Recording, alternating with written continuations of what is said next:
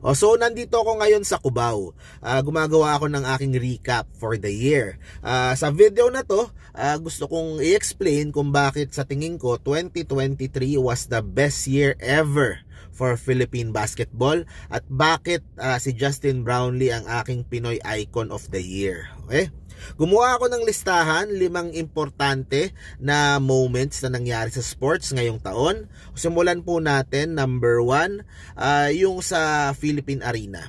Ginebra laban sa Bay Area Dragons. 55,000 fans in attendance. Talagang napaka ibang klaseng moment po para sa PBA. Isa sa mga pinakamalaking events na naganap po dito po sa bansa. And napaka-successful nung series na yon at nag-enjoy talaga yung mga tao. So napakaganda nung desisyon ng PBA na magpasok ng foreign team sa liga. Na talagang na-challenge yung pong mga local teams. At syempre ang nagdala nun sa Ginebra that series si Justin Brownlee. And it shows yung potential ng PBA na kayang mag-hold ng ganung kalaking event. But also, syempre, hindi natin inaalis yung pong mga problema na nandyan pa rin sa PBA. Malayo mula po dun sa glory days niya nung 80s, 90s, diba, early 2000s, na talagang PBA was the main attraction talaga pagdating po sa sports sa bansa. Ang daming kailangang ayusin na problema, pero optimistic naman ako na maaayos din po yan in the future. Unti-unti po. Mas marami yung pong nagsasalita tungkol po dito sa mga farm teams, yung pong problema sa mga Korean tsaka mga Japanese na players, naayos din naman po natin. So, I'm confident po na maayos ng PBA yung pong problema niya. Pero yung nga po, ang high point ng PBA this year was yung sa Philippine Arena. Talagang nandun ako, ang saya-saya po namin, very successful po siya. Okay, so yun yung una. Pangalawa po, nung nanalo ang Gilas sa Southeast Asian Games, okay, sa Cambodia. So special po yung pagkapanalo kasi natalo tayo the previous year. Okay? Yun nga yung dahilan kung ba't natin gustong mag-resign noon si Coach Shot Reyes. Ayaw bumitaw. Nabawi naman po nila, of course, led by Justin Brownlee pa rin. Of course, dala-dala naman tayo ni Justin. Natalo tayo sa Cambodia pero nabawi natin doon sa gold medal match. Kaya that's a big victory po para po sa Gilas and to reclaim once again na tayo ang hari ng Southeast Asian basketball.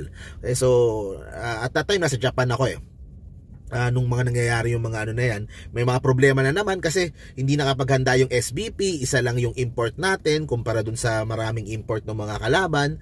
Pero nalusot naman at nanalo naman tayo. So yun yung second moment para sa akin. Yung third moment para naman sa akin, yung nangyari is yung sa Pilipinas. So football naman, yung pong ating Pilipinas team nanalo ng isang game sa New Zealand na host country ng World Cup. Big deal po yung makapasok ka ng World Cup. Diba? Hindi biro po yan. Yung mga kapitbahay po natin na mahilig sa football, hindi sila makapasok sa World Cup. Tayo nakapasok sa World Cup. At napakaganda nung example na binigay ng Pilipinas. Okay, na kung paano mag-set up ng mahusay at maayos na national team na pwedeng pagkuhanan ng Gilas ng mga lessons. So para sa akin, napaka-importanting moment din po nun yung sa Pilipinas na panalo sa World Cup. So number 3 moment yon. Number 4, yung pong World Cup. Okay?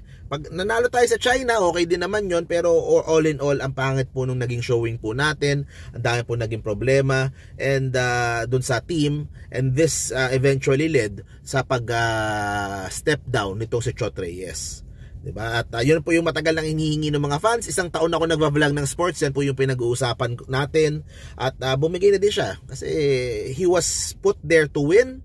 At hindi po niya nagawa yung pong kanyang mission. So basically, yun naman po. At ang daming problema along the way. Nakita nyo naman yun. Yung mga lahat ng mga naging problema ni Coach Chot leading to the World Cup. Pero in fairness sa World Cup, maganda yung staging. Walang problema. Hindi tayo napahiya sa mga bisita natin na mga basketball teams all over the world, at successful at masaya yung pong FIBA sa nakita po nila dito sa World Cup po sa atin. So, congrats din naman po sa SBP pagdating po dyan. Pero pagdating talaga sa national team, ang dami pong problema.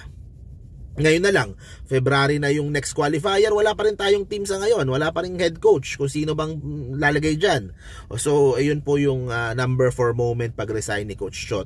At yung huling moment na ito, of course, ito ang pinaka-importante sa lahat, ay yung pagkapanalo ng Gilas sa Asian Games. Okay? So nag-resign si Chot Reyes, pumalit si Coach Tim Cone, si Boss Al Francis.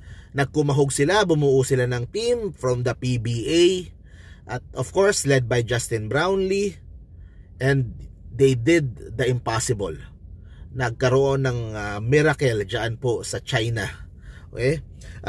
Yung pong Gilas, after so many decades, hindi pa tayo pinapanganak lahat, ay nanalo po bilang Asian Games gold medal winner. And sa akin, mas importante yung gold medal ngayon kaysa nung sa una natin, yung mga medals natin dati. Kasi during that time, yung mga ibang bansa hindi naman mahilig sa basketball.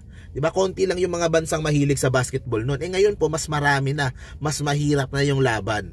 So mas mahirap po yung na-accomplish po ngayon ng ating Gilas. In my opinion, in my team. And with that victory, yung sa ating Asian Games, kaya sa akin 2023 was the most successful pagdating po sa basketball, kasi isama mo yon yung SEA Games this year din, yung World Cup, yung attendance sa PBA. So lahat po yan ay sama-sama in creating a very epic year para sa basketball na merong ups and downs. So ang daming problema yung sa World Cup, 'di ba? Yung ating performance ay sayang.